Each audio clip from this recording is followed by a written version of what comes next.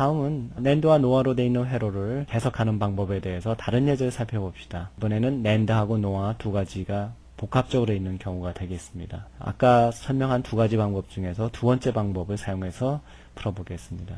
이것이 추천하는 방법이죠. 그래서 각 게이트의 출력에 대한 수식을 정리를 먼저 하고요. 이때 변수에 대해서 치환을 하게 됩니다. 그래서 최종적인 함수 f에 대해서 표현을 하면 p4하고 x3의 노아인데 드모르간의 법칙을 적용한 후에 해당 변수들을 반복 치환하게 되면은 차례로 줄여나갈 수가 있습니다. 마찬가지로 이 경우엔 P2하고 P3를 치환을 하고 다시 여기서 P1을 또 치환을 하면은 최종적으로 수식이 이렇게 되고요. 이를 전개하면은 sum of product 형태로 이와 같이 해석된 결과가 나올 수가 있습니다. 그래서 이것으로서 한호 맵을 사용한 최적화 방법 그리고 다단회로 최적화 방법들을 배웠는데 다음은 큐비컬 리프레젠테이션에 대해서 소개를 하겠습니다. 우리가 큐비컬 리프레젠테이션은 실제 CAD 툴에서 컴퓨터 알고리즘을 사용할 때 가장 많이 사용하는 표현 방법이긴 하지만은 사람들이 인식하기에는 썩 적당하지 않습니다. 오히려 방금 배운 카노 맵이 훨씬 인식할 때 유리하죠. 그 이유는 그래픽화를 되어 있고요. 그리고 개념들을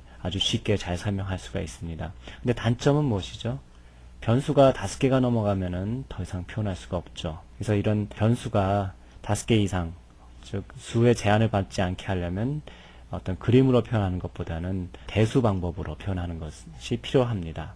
그래서 대수 방법의 최적화 방법들에 대해서 많은 학자들이 연구를 해왔죠. 그 중에 대표적인 것이 콰인 매클러스키 방법입니다. 이것은 윌리어드 콰인하고 에드워드 매클러스키 두 사람이 제안한 방법인데요. 이때 사용하는 방법이 큐비컬 리프레젠테이션입니다. 여러분들 실제로 제가 디지털 공학을 배웠을 때는 이 콰인 매클러스키 방법에 대해서 배웠는데 요즘에는 많은 추세가 그런 컴퓨터 알고리즘 중심보다는 실제 설계에 치중하게 되기 때문에 자세한 알고리즘에 대해서는 피해가는 그런 형태로 바뀌어가고 있습니다. 그래서 본 과정에서도 콰인 매클러스키 방법에 대해서 자세히 설명하지 않고 단지 큐비컬 리프레젠테이션에 대한 소개만으로 마칠까 합니다. 큐비컬 리프레젠테이션에서 먼저 큐브라는 걸 먼저 설명하겠습니다. 큐브 중에서도 가장 간단한 2차원 큐브를 먼저 설명하죠. 일단 2차원이니까 두 개의 축이 있죠. x1하고 x2가 이와 같이 나타날 수 있고요. 이때 꼭지점들이 생겨납니다.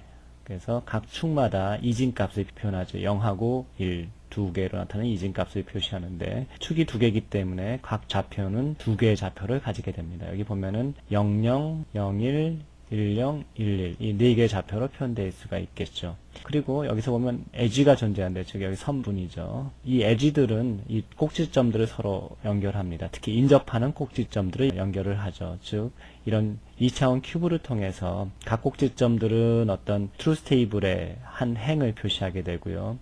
여기 나타나 있는 에지들은 이 행들에 대한 인접성을 표현하게 됩니다. 그래서 이런 큐브를 가지고 우리가 쉽게 최적화를 할 수가 있겠죠. 인접성을 표현할 수가 있으니까. 사실상 지금 그림으로 그렸지만 이 그림은 대수적으로 다시 표현할 수가 있습니다. 실제로는 집합 형태로 표시되는데 이와 같이 두 개의 선분이죠. 즉 01과 12를 읽는 선분하고 10과 12를 읽는 선분 두 개를 이와 같이 집합 형태로 표시할 수 있습니다. 최종적인 결과는 x1, x2의 오화다 이렇게 표현할 수 있죠. 여기서 보면은 x로 표현하고 있는데요. 이 x는 앞에서 얘기한 동케어하고 비슷한 의미입니다. 즉 0이든 1이든 상관없다는 표현이죠. 다시 얘기하면 0하고 1을 다 포함하고 있다는 얘기 되겠고요. 그래서 앞에 이 세 개의 꼭지점으로 표현된 이 큐브를 다시 트루스 테이블로 다시 표현한 게 여기 나와 있습니다. 이때 요 두 개의 민텀을 같이 묶게 되면은 이와 같이 x1, x2바 x1, x2로 되어 있는데 이때 x2가 바하고 바가 아닌 게 묶여서 없어져 버리고 x1만 남게 되죠. 이때 이 두 개를 묶을 때 앞에 1은 공통적이라서 그냥 두고 뒤에는 0하고 1이 나오기 때문에 x로 표현한 것이 여기 1x입니다. 그래서 이 선분이 되는 것이죠. 결국 이와 같은 그림을 이와 같은 집합 형태의 어떤 대수 형태로 표현할 수 있다는 것이 큐비컬 리프레젠테이션의 특징이고요. 이렇게 대수로 표현함으로써 컴퓨터 안에서 사용할 수 있는 것입니다. 이 집합의 규모가 커지든 또는 변수가 많아지든 상관없이 컴퓨터 안에서는 고속으로 연산을 해낼 수 있기 때문에 컴퓨터 안에서 사용할 수 있는 적당한 방법이라 할 수가 있겠죠. 자, 이번엔 3차원 큐브를 봅시다. 그래서 축이 3개고 각 축에는 0하고 1의 이진값을 표현할 수가 있습니다. 예를 들어서 이와 같은 큐브를 볼 수 있고요. 실제 이 큐브는 여기 나와 있는 이 함수를 표현하고 있습니다. 그래서 꼭지점의 수는 총 8개이지만 그 중에 5개의 꼭지점만을 포함하고 있습니다. 즉 변수가 3개이기 때문에 트루스 테이블에서 행이 8개인 것처럼 여기 3차원 큐브에서도 꼭지점이 8개입니다. 그리고 앞에서 설명한 바와 같이 꼭지점과 꼭지점, 특히 인접성이 있는 꼭지점을 연결하는 에지가 존재하게 되겠고요. 이 에지에는 x가 하나씩 이렇게 꼭 끼어 들어가게 되어 있습니다. 그래서 이 x의 의미는 0하고 1을 다 포함한다는 것을 의미하고 있다고 앞에서 설명하고 있죠. 여기서 3차원인 경우에는 이 에지 말고 이와 같이 면이 또 존재하게 됩니다.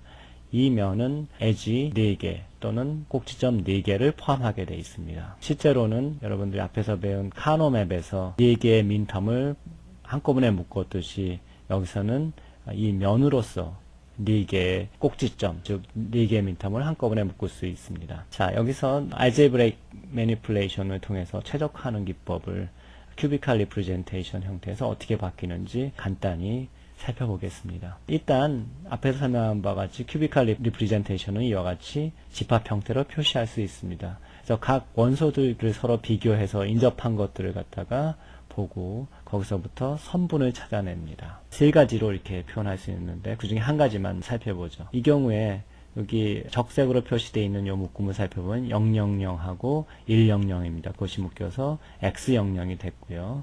마찬가지로 녹색으로 표시된 묶음 010하고 110이 묶여서 X10이 됐죠. 마찬가지로 파란 묶음에서 보면은 10X가 됐습니다. 이때 다시 이 선분 2개, 즉 X00하고 X10 두 개를 묶으면은 XX0가 됩니다. 이것은 여기 있는 이 면이 되겠죠. 그리고 마지막 선분 10X가 하나 남게 되죠. 그래서 이것은 최종적으로 이와 같은 수식으로 표현할 수가 있습니다. 사실상 최초에 표현된 이와 같은 집합에서 최종 집합을 뽑아내려면은 중간에 많은 경우를 전부 따져봐야 됩니다. 여기 우리는 운이 좋게도 3번째 경우가 최선일 거라고 생각해서 3번째인 경우로 선택해서 최적의 값을 얻었지만은 항상 그렇게 운이 좋을 수는 없죠. 그래서 이 경우에는 나머지 2경우에 대해서도 다 확인해보고 그 중에 가장 최적인 결과가 나오는 것을 찾아내야 됩니다. 컴퓨터 안에서는 고속으로 연산을 할 수가 있기 때문에 이런 연산들을 짧은 시간 내에 처리할 수가 있게 되는 것이지요.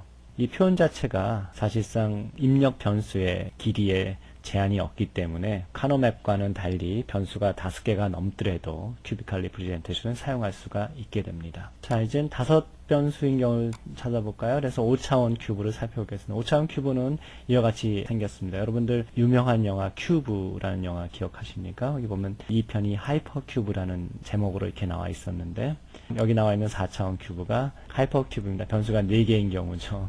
이때 꼭지점의 수도 마찬가지로 2의 4승에서 16개가 됩니다. 그 중에서 1이 되는 부분들을 이와 같이 표현했고 이런 꼭지점들을 묶어서 선분 또는 면을 찾아다가 또 면을 여러 개 묶으면은 마찬가지로 어떤 큐브, 3차원 큐브도 추출해낼 수가 있습니다. 알제브레이크 매니플레이션 방법으로 큐비컬 리프레젠테이션이 어떻게 줄어드는지 한번 살펴보겠습니다. 그래서 F3 이와 같이 표현된 것을 큐브 형태로 바꾸게 되면은 이와 같이 나오게 되고요. 이때 묶을 수 있는 것끼리 묶으면은 2번째로 줄어듭니다. 여러분들 각 색깔을 살펴보시고요. 각각 2개씩 묶어서 어떻게 줄어들었는지를 살펴보십시오. 이때 카노맵과 마찬가지로 예를 들어서 0111의 경우에는 여기 파란색으로 표시된 부분하고 녹색으로 표시된 부분 2번 사용되었음을 알 수가 있습니다. 마찬가지로 0011도 각각 2번 사용되었죠. 그래서 복사, 즉 듀플리케이션을 사용할 수 있다는 거 이해를 해 주십시오. 일단 이와 같이 줄어들게 되면은 거기서 다시 한번 선분을 묶어서 이와 같이 면을 찾아낼 수가 있습니다. 그래서 최종적인 수식은 이와 같이 줄어들음을 알 수가 있죠. 4차원까지 살펴봤는데 5차원, 6차원 다 가능하게 됩니다. 물론 연산의 그 횟수는 점점 늘어나게 되겠죠. 그렇지만 컴퓨터의 수행 속도가 사람보다 훨씬 빠르기 때문에 모든 케이스를 다 따져서 처리할 수가 있고 그러므로 해서 최적된 어떤 해를 찾아낼 수가 있게 됩니다. 자, 이와 같이 4차원까지 봤는데 그 밖에 5차원, 6차원 그 이상 큐브도 쉽게 상상해 볼 수 있습니다. 그들을 각각은 따져보지 않겠지만 차원이 늘어날 때 어떤 특징이 있는지 살펴보겠습니다. 먼저 큐브가 보통 3차원 큐브로 얘기하고요. 4차원이나 그 이상은 하이퍼 큐브라는 표현을 쓰게 되겠죠. 이때 어떤 해를 찾아내게 되는데 해는 각 꼭지점들의 그룹이라고 볼 수 있습니다. 여러분 카노맵에서 2개, 4개, 8개씩 이렇게 묶었는데 마찬가지로 큐비칼 노테이션에서도 같은 방법을 씁니다.